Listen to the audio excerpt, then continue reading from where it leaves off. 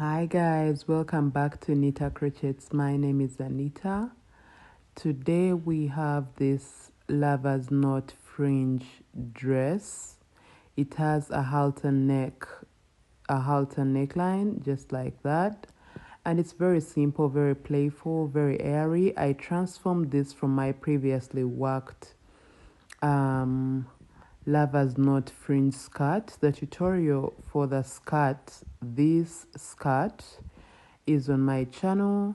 The tutorial for this top came next on my channel, and all these are very simple projects, and I have made the written patterns to all of these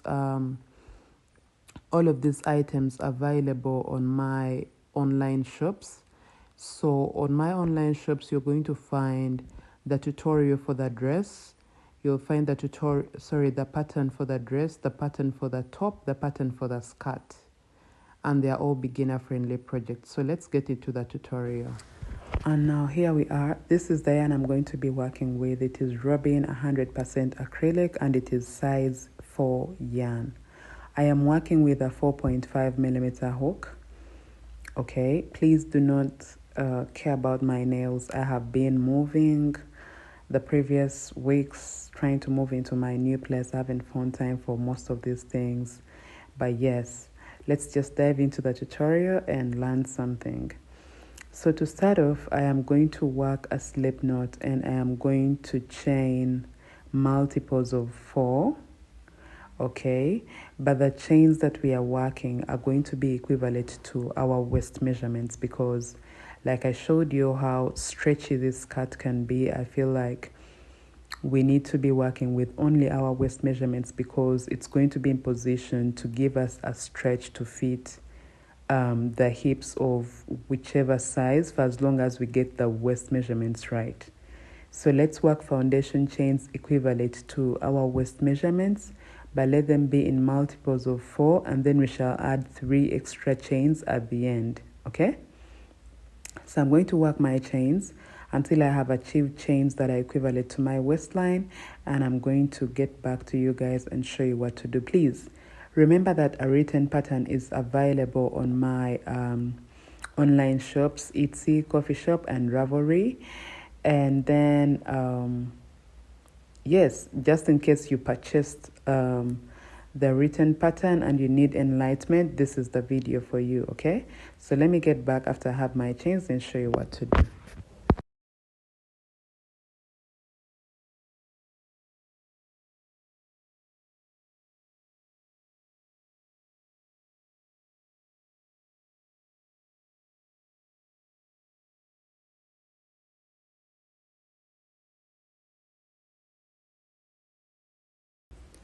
And here we are. I have all my chains. Remember that at the end of it all, we have to add 3 extra chains, so don't forget that. Now yeah, I have all my chains. So what I'm going to do is I'm going to make sure I do not twist my cord. Just to be accurate, let me just show you how it is here. When I folded it, this is what it gives me. So I get 13 inches, and if I multiply 13 by 2, I get 26, and that's exactly yeah, the waistline I was working this for. Okay, so I am on track. Please make sure that you do not stretch out your cord to meet your waist measurements. Let it be laid down and let you measure it from down so that it is not stretched. Okay, now what we are going to do is we are going to get into the first chain stitch that started this cord, and we are going to work a slip stitch to close up our work. That gives us more like a ring.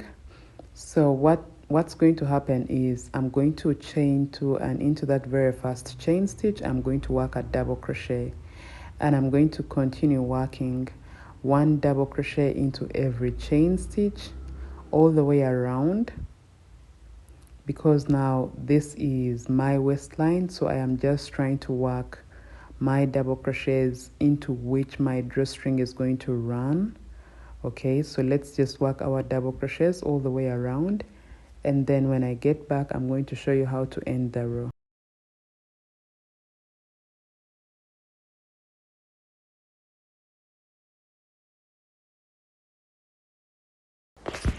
So now here we are. I am at the end of my row. So I'm going to get into the second chain stitch of the 2 chains that started the row, and I'll work a slip stitch. So now to start the salmon stitch, we pull up a loop like this, and now I am going to yarn over and pull through this into that loop like that. But remember, I am holding those 3 strands like that, and now I'm going to get into that very same loop we just pulled through, and now yarn over and pull through a loop. So we have 2 loops, and then I'll yarn over and pull through all 2 loops. So that's our first lover's knot or salmon knot, and now we are going to work the second one. Usually it is called a double salmon knot, okay, a DSK, right? Because I am working 2 of them before now I start to, skip stitches and all that. So yes, this is it. I do the very same thing like that, pull up a loop, pull through, and then, insert my hook into that very same loop and pull through a loop, work my single crochet. So I have double salmon knots. I mean, they're like 2 knots. Now I'm going to count 3 stitches and skip them, get into the 4th stitch and work my single crochet like that. So this is how your work should look like. Now to work my second salmon knot, still I'll pull up a loop, yarn over and pull through that loop, hold it back like that, insert my hook into it, pull through a loop, and now yarn over and pull through both loops. So once again, because we are working double salmon knots, I'll pull up a loop again, yarn over, pull through that loop, and then get into that very same loop and work my single crochet just like that. So we have my I have my double salmon knot. So I'm going to count 3 stitches, skip 3. I'm going to skip 3 stitches, get into the next stitch and work a single crochet like that. You see how it looks like? I'm having a new tripod. It's kind of like high, a little bit high. I'm still learning to work with it. It's not the same tripod I had initially that used to work well on the sides. So just in case this is not so visible, I am so sorry, but I'm going to try and see that I learn to use it in my next videos so they are much better and more elaborative. So we are going to go ahead and continue working our double salmon knots, just like we have been doing. It's very simple. And there we skip 3, you count them, and then into the next stitch you work your single crochet just like that. So this is what we are going to keep doing repeatedly, pulling up a loop, yarning over and pulling through that very loop that you just pulled up like that. Get in there and work your single crochet, and then do the same thing for your second salmon knot. Pull up a loop. There is no accuracy in the loops, but honestly the pattern still comes out very perfect, like yes. So you skip 3 and get into the next stitch and work your single crochet. Now you're going to keep doing this all the way around until you have 3 stitches left to end your row. That's where I'm going to meet you and show you how to end the row. Honestly, the other thing I didn't mention in this tutorial, you are going to learn how to work with the salmon stitch in rounds, all right, in rounds. So let me meet you guys once you have 3 stitches left to end your row, and I'm going to show you how we end the row when we are working with the salmon stitch in rounds, all right? So this is how your work should look like. Let me get back and show you how to end the row.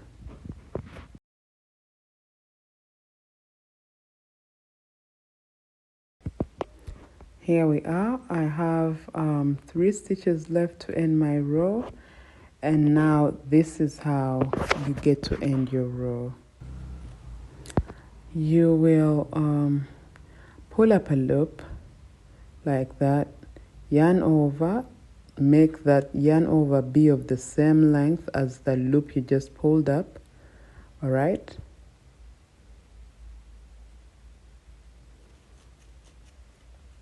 just like that. And I'm going to hold these two the loops, on my hook.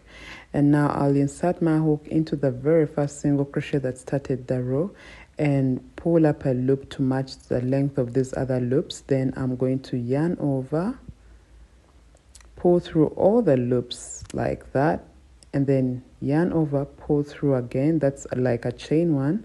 And now I'm going to get into the back of these 3 loops and pull through like that, and then I will yarn over, pull through the 2 loops, creating a single crochet. I hope you saw that. So now you can see that I have ended up at the center of my double salmon knot, okay? And that's what we are looking for, to end up at the center of these 2 salmon knots, because if you end up, down, you are going to spoil the whole entire pattern. So now we are going to work our double salmon knot by pulling through a loop and pulling a loop and pulling through a loop, and then inserting our hook into that very same strand of yarn and work our single crochet. And then I'm going to pull up a loop, because remember we are working double salmon knots. So to work my second salmon knot, I do the very same thing. You see that? Now of course I'm just going to skip 2 salmon knots and get into that single crochet that ends the second salmon knot, and I'll work a single crochet in there.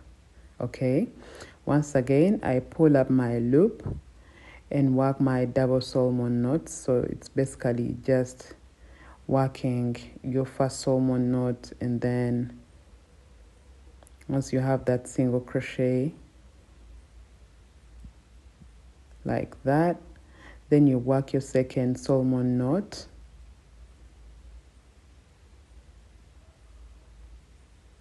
just like that. The longer the loops that you work with, the bigger your holes are going to be. So once again, we skip 2 salmon knots and get in there into that single crochet of the second salmon knot right there, and there we work our single crochet, just like that. So once again, work your double salmon knots. Yeah, that's the first one. And then pull up and work your second one, just like that. And now once you have that, you are now going to skip 2 salmon knots and work a single crochet into the single crochet of the second salmon knot. Okay, and yes, no change of anything. This is exactly what you are going to be doing all the way around. And I'm going to meet you on the very last salmon knot, on the very last 2 salmon knots, so that I show you how to end your row once again, so that you can master this. Because after this, we are going to just be doing the very, very same things. Okay, so let me let you guys go all the way around, and I'm going to get back and show you how to end this row. So here we are. You see that? I have come all the way around doing this, and this is how my work looks like. So to end my row, as you can see, I have 2 salmon knots left before the one that started the row. So it's not any different. What I did previously, how I ended my row previously, is exactly how I'm going to end this one, but let's just do it so that you guys can get familiar with it. Okay, so yes, I'm pulling up a loop and yarning over, making sure that the yarn over I have made is of the same height as the loop I already have. And I'm going to get into the single crochet that started the row in there. Okay, and I'll pull through a loop, make sure it's of similar length as these other loops. then yarn over, pull through all the loops, work your chain, and then get back behind those 3 loops right there and work a single crochet. Pull through, like yarn over, pull through, work a single crochet. You just go behind the 3 loops that are facing you and pull through a loop and work your single crochet just like that. So yes, same thing as always. Please remember to turn your work. Please remember, I forgot for the first rows, yes, but I later did it. So after you have this, once you work your double salmon knot, turn your work to get started on the next row. Okay, just like that. So once you turn it, you skip 2 salmon knots and you get into the single crochet of the second salmon knot and work your single crochet just like that. And then just go on and on with the salmon knots that we have been doing, all the way around, and just keep doing that repeatedly and repeatedly and repeatedly. You can make a maxi skirt, you can make a short skirt, it can have fringes or not, decision is up to you. This is a 1-step repeat pattern and it's very, very simple. So that's how you create your salmon knots and go all the way around, working it in rounds. Once you get here, you do the very same thing that we did when ending the row and just repeat that until you have the length you desire for your skirt. It could be a maxi skirt, it could be a short skirt, but just do this until you have the length you desire. And after you have that, we are now going to get back and see how to put the fringe. So here we are. This is how my skirt looks like. When I thought I have the length I need for my skirt, I stopped working. I stopped with my rows, and you can see how it looks like. So once you have the length desired for your skirt, you are now just going to cut your yarn at a length similar to the fringes or the length of the fringes that you're going to have. So once you have that, then we are now going to get into cutting our fringes, cutting our fringes to a length that we desire. And then I'm just going to get back and show you how to attach the fringes, all right? So the fringes are going to be attached into those single crochets right there, like the single crochets that are in between every double salmon knot, all right there. That's where we're going to be attaching our fringes. So I didn't like a very, very thick fringe, so I was using 2 strands of yarn and folding them, just like you can see. This is how they look like. So I was getting 2 of them like that and making sure they are of similar height. And yes, like I said, we are working into the single crochet stitch that's in between the 2 salmon knots, right? So I'm going to get in there in one of these single crochets right there, and I'm going to insert my hook, get this loop on it and pull it through. Then I will yarn over all the yarn strands or the yarn ends and pull them through that loop so that I fasten my fringe. Just like that. So we've added our very first one, and I'm going to go ahead with the second one. Still I'm working with 2 strands of yarn. I'll get into that single crochet, the single crochet in between the double salmon knots, and I'm just going to add my fringe just like I did previously and fasten it to make sure it's fully attached. So this is what you are going to keep doing for all the single crochets in between all the double salmon knots that we have on the whole entire hem all the way around. And once you have that, so once you are done with going around with your fringes, you are now going to get your yarn and make a slip knot. Work as many chains as you need for a drawstring that can wrap around your waistline, all right? So once you have all your chains complete and you have your drawstring, we are now going to run it through the double crochets that we worked for our waistline. And it's just so simple. You can use your yarn needle. I feel like that's faster. I just love to, be handy and just go around easy like that. So just go back and forth every 2 double crochets, running your drawstring all the way around. And now once you have gone all the way around with your drawstring, we are now going to start working on the upper bit of our dress. All right, guys, first of all, I'm going to apologize that initially when I was working this dress or transforming this skirt into a dress, I had a different design in my head, and then later I got another design in my head, so I changed a few things about the first row of the upper bit of the dress. So we are going to find a point at the back and insert our hook, work our single crochet, insert our hook, pull through a loop, then chain 1, work a single crochet into that very same stitch. Now again, we are going to start working our double salmon knots just like we have been doing previously. So that means you work 2 salmon knots just like that. And then after you have your second salmon knot, you're going to skip 3 stitches and work a single crochet into the next stitch.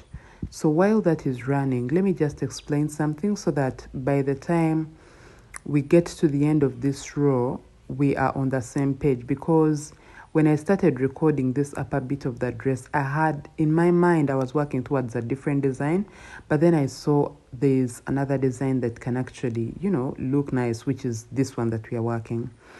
So what's going to happen is you will have to count all the stitches you have on your waistline or on the opposite side of our foundation chains, and you're going to divide the number by 2. In that way, we get to know the center of our back side.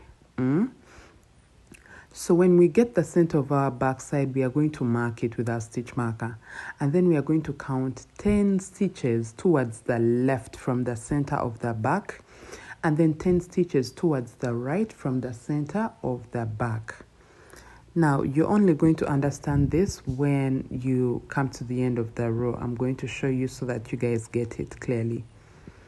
I'm so sorry, but we need to make these adjustments so that we get the same result. Also, when I was testing this is when I was testing the design. I was still working with the 4.5mm hook I worked for the skirt, but then I figured I was having big holes, which is not appropriate for the upper bit. And you can find that my final result, I have smaller holes because I downsized to a 3.5mm hook and also started to make my loops shorter. Okay, so when you're pulling up your loop, make sure it is not long as it's appearing right now. Make sure it is shorter so that we have small holes to give us the similar result that I have. Okay, so work this all the way around. We are skipping 3 stitches and working a single crochet into the next stitch. So it's literally what we did on the lower part when we were starting our skirt area. So yes, now this is what I wanted to explain. Yeah, when I told you to find the center of the back and count 10 stitches towards the left and 10 stitches towards the right, I intended us to have 20 stitches unworked, but those 20 stitches are going to be at the back. Okay, so when you keep working your double salmon knots, you are going to make sure that you stop working them once you are 3 or 4 stitches to the 20 stitches, the marked stitch for the 20th stitch that we are leaving at the back. Okay, so yes, I hope now we're on the same page. Now you see right there I marked, knowing that the center is in between those stitches, but in between the marked points is 20 stitches. Okay, it is 20 stitches. Now here I have 3 stitches left to get to that marked point right there. Okay, now to end my row,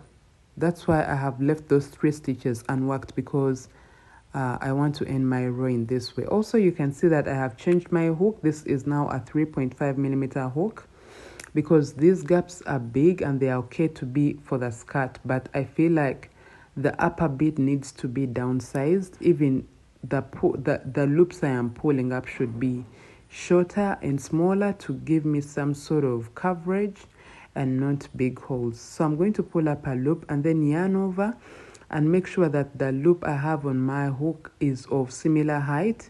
Insert my hook into the marked stitch, pull a loop through it, and then yarn over, pull a loop through all the loops that I have on my hook. And then now I'm just going to chain one and get into the back of the 3 strands that are facing me, and I'll pull through a loop to work a single crochet. This is what we have been doing previously for our skirt, so you should be well conversant with this.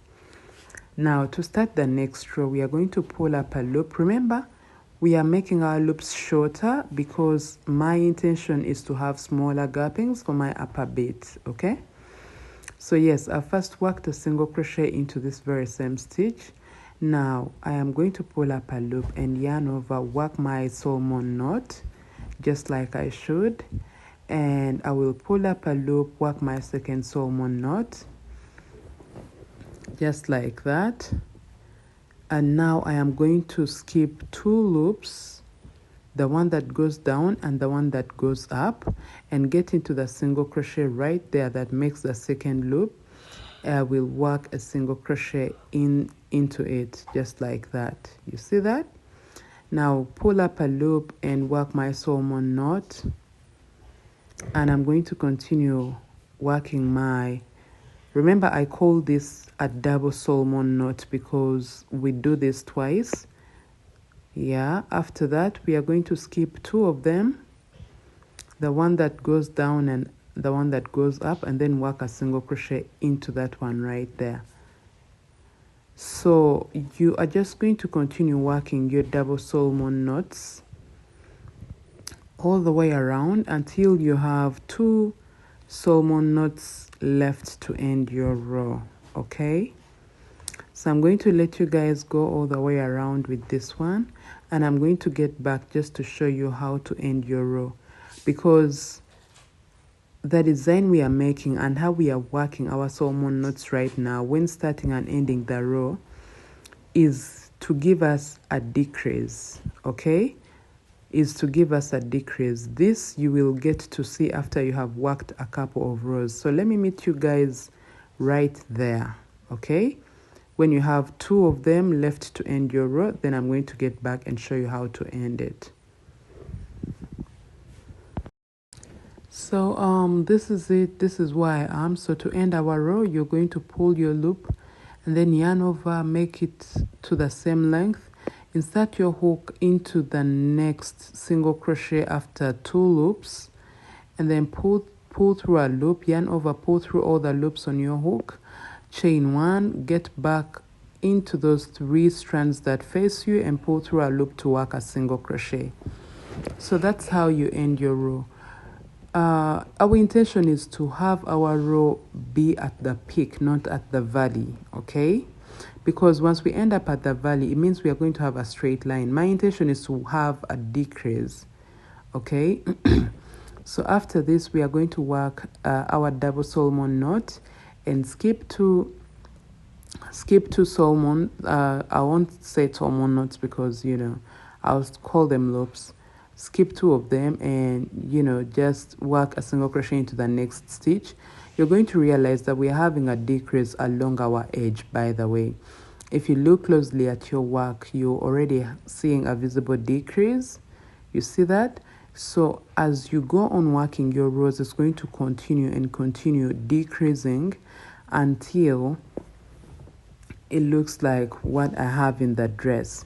So what happens is you go on with your salmon knots. When you get here, you will just do exactly what we have done while ending the row on the other side. It's exactly how you're going to keep ending your rows, but everything else remains the same. So how you ended your row is exactly how you do it for the next repeated rows until you have a length that can go from your waistline all the way up to around 1 or 2 inches to your collarbone. That's the length that you need for this piece, okay? So I had to redo mine working with this 3.5 millimeter hook, making sure I'm having neater loops. All right, so work your rows until you're at the collarbone, then I'll get back and show you what to do.